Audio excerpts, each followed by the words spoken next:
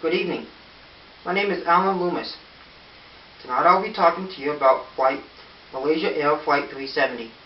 Malaysia Air Flight 370 left Kuala Lumpur on March 8th of 2014. Flight 370 was heading towards Beijing, China.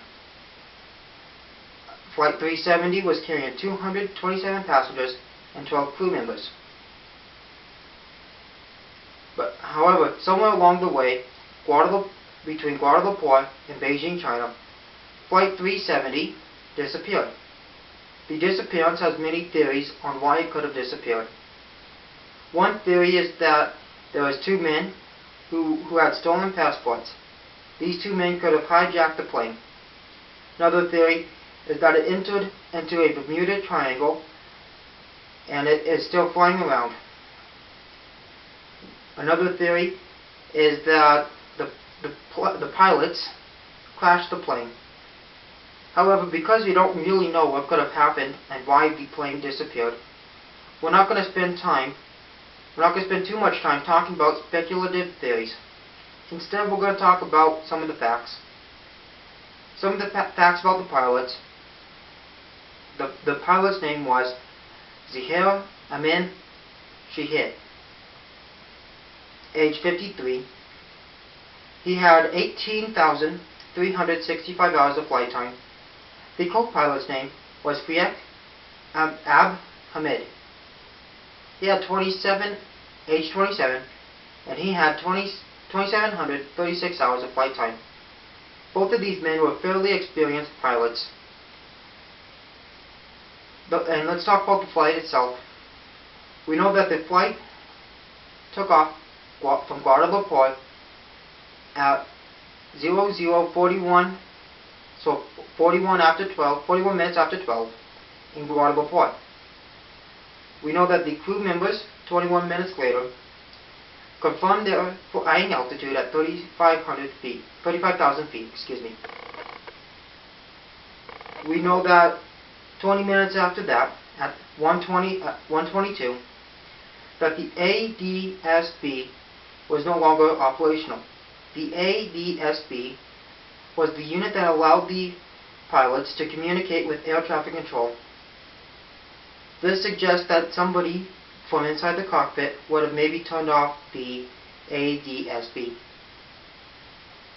We also didn't know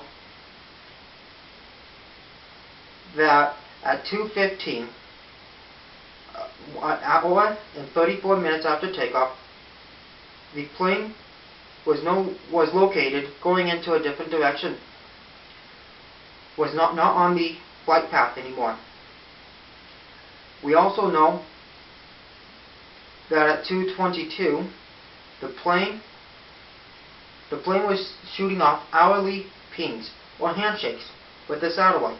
These handshakes would allow crew members from the ground to narrow down the search area from within the plane. These pings were set off hourly for the next 6 hours.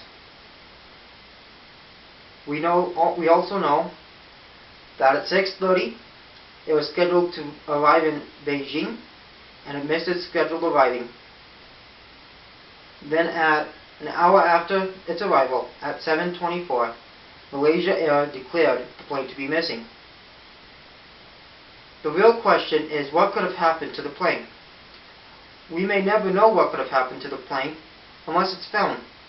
On the plane itself is a black box that will indicate what the plane was going through and some of the comments and stuff from the pilots that was going on before the plane crashed. But the real question is, how does the plane, in the age of digital technology, in the age of cell phones, can a plane disappear? Again, we may not ever know the answer to this unless the plane is found.